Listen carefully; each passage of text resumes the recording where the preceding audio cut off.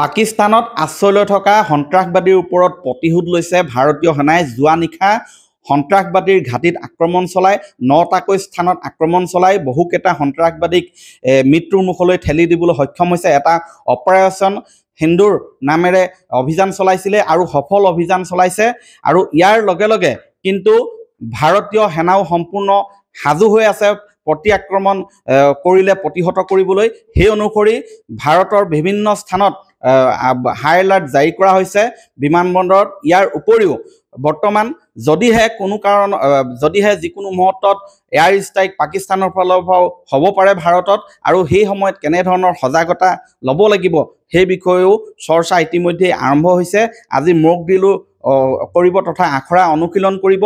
আৰু এই সন্দৰ্ভত আমি পৰামৰ্শ ল'ম এগৰাকী বিশেষ ব্যক্তিৰ পৰা, যিগৰাকীয়ে 1971 চনত ভাৰত পাকিস্তানৰ যুদ্ধত তেওঁ সেই সময়ত অংশ লৈছিলে।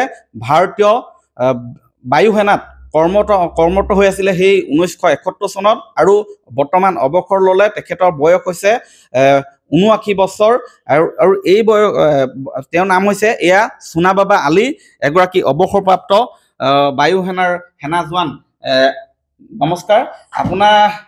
আপুনি সেই সময়ত 1971 চনত ক'ত কৰ্মৰত হৈ আছিলে? আপুনি কেনেধৰণৰ দায়িত্বত ভূমিকাত আছিলে?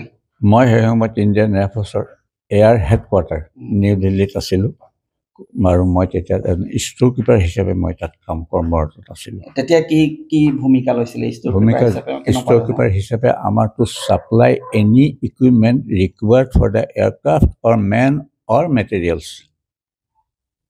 আমি সিমানখিনিলৈকে ধৰি লওক, উদাহৰণ হিচাপে এখন উৰাজাহাজ আহিছে, ফ্লাইটত আছিলে, আহি ঘূৰি আহিলে। কি কাৰণে ঘূৰি আহিলে?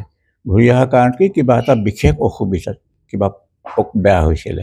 ঘূৰি আহিলত সেই কি বস্তুটো বেয়া হৈছিলে, কি উৰাজাহাজখন কিয় বেয়া হ'ল, এইটো গ্ৰাউণ্ড ইঞ্জিনিয়াৰবিলাকে ক'ব। তাৰপিছত যদি কিবা বস্তুৰ প্ৰয়োজন হয়, ইকুইপমেণ্টৰ যদি প্ৰয়োজন হয়, সেই প্ৰয়োজনখিনি আমি যাতে কোনো ধৰণৰ অসুবিধা নোহোৱাকৈ দিব পাৰোঁ ইমিডিয়েটলি। এতিয়া AOG বুলি কয়, এয়াৰক্ৰাফ্ট অন গ্ৰাউণ্ড, সেইটো দিবই লাগিব। নহ'লে ক'ৰবাৰ পৰা আনি হ'লেও, অন্য ইউনিটৰ পৰা আনি হ'লেও দিব লাগিব, যাতে আমাৰ সেই যুদ্ধৰ সময়ত যাতে কোনো ধৰণৰ ইকুইপমেণ্টৰ কোনো ধৰণৰ বাধা বাধি নোহোৱাকৈ ফটাফট পাবে। সেই সময়ত আপুনি তেতিয়া ভূমিকাটো কেনেধৰণৰ লৈছিলে? সেইটোৱে, মই আছিলোঁ ষ্ট'ৰ কিপাৰ। মই ষ্ট'ৰত আছিলোঁ। কোনোবা এজন আহিব মোৰ ওচৰলৈ, মইতো নাজানো এয়াৰক্ৰাফ্টখনত কি হৈছে কি নাই হোৱা। তেওঁ আহিব, আহি পেলাই ক'ব যে এনি ABC কিবা এটা আইটেম, এটা ইমান সৰু আইটেম, স্প্লিট পিন বুলি কয়, সৰু আমাৰ পিনবিলাকৰ নিচিনা, সেই বস্তুটো নহ'লেও উৰাজাহাজখনৰ কাম নহ'ব পাৰে। আমি ৰেডি থাকিব লাগিব। তেতিয়া আপুনি সেইখিনি দায়িত্ব পালন কৰি? ডেফিনেটলি। এতিয়া মই কৈছোৱেই যে যোৱা নিশা আক্ৰমণ ভাৰতে প্ৰতিশোধ লৈছে, পাকিস্তানৰ সন্ত্ৰাসবাদীৰ ঘাটিত তছনছ কৰিছে। এতিয়া প্ৰতি আক্ৰমণো কৰিব পাৰে পাকিস্তানৰ ফালৰ পৰা। তেতিয়া আমি কেনেধৰণে সজাগ হ'ব লাগিব, কেনেধৰণে আমি প্ৰত্যুত্তৰ দিব লাগিব? এইটো এটা বৰ ডাঙৰ প্ৰশ্ন। সহজতে এই প্ৰশ্নটোৰ উত্তৰ দিবলৈ অলপ কঠিন। কেনেকৈ কৰিব লাগিব মানে, আমি বৰ্ডাৰ এৰিয়াতে এইবিলাক হয়, বা এয়াৰ এটাক হ'ব। এয়াৰ এটাক হ'লে পাকিস্তানে যদি কৰে, আমাৰ ইণ্ডিয়াৰ কথা কোৱা নাই, যদি পাকিস্তানে এয়াৰ এটাক কৰে, আমি হয়তো ক'ৰবাত ট্ৰেন্সত বা ক'ৰবাত এনেকুৱা জেগাত আশ্ৰয় ল'ব লাগিব, যাহাতে আমি কোনো ফালৰ পৰা কোনো ধৰণৰ বিপদ নপৰোঁ।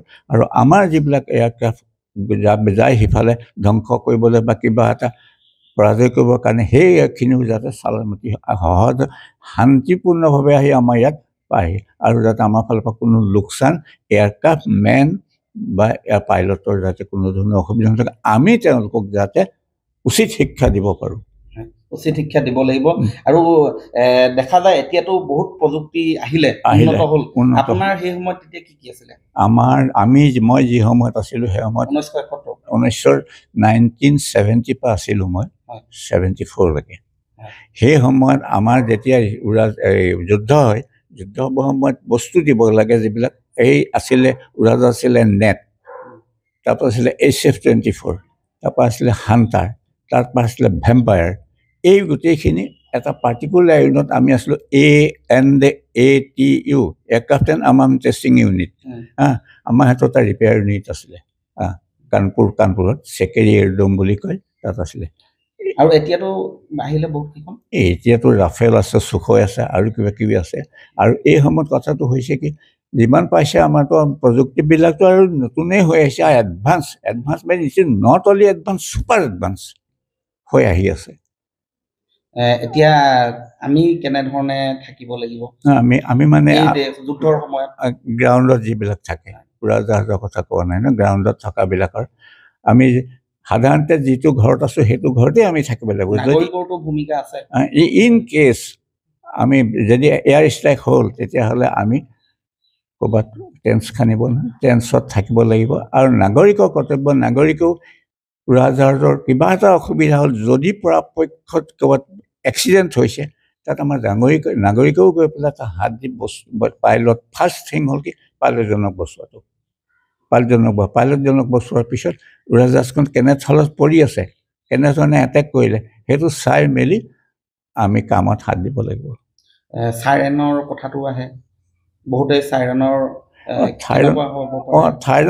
চাইৰন যেতিয়া উৰাজাহাজ ধৰি লওক পাকিস্তানে যেতিয়া আক্ৰমণ কৰিবলৈ আহে তেতিয়াহ'লে চাইৰন বাজিলে প্ৰত্যেকেই সাজু হ'ব লাগিব যে মেন এণ্ড মেটেৰিয়েলছৰ যাতে কোনো ধৰণৰ অসুবিধা নহয়।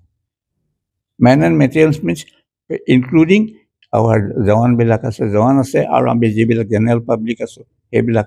আৰু মেটেৰিয়েলছ বুজিছে এইবিলাক উৰাজাহাজবিলাক বা গাড়ীবিলাক যিকোনো ধৰণৰ হেৰি তেওঁলোক সেইখিনিক যাতে আমি কিবা এটা ছেফ গাৰ্ড দিব পাৰোঁ আৰু পাইলটৰ জীৱন যাতে নষ্ট নহয়, যাতে ৰক্ষা কৰিব পাৰোঁ, সেইখিনি কৰিব লাগিব।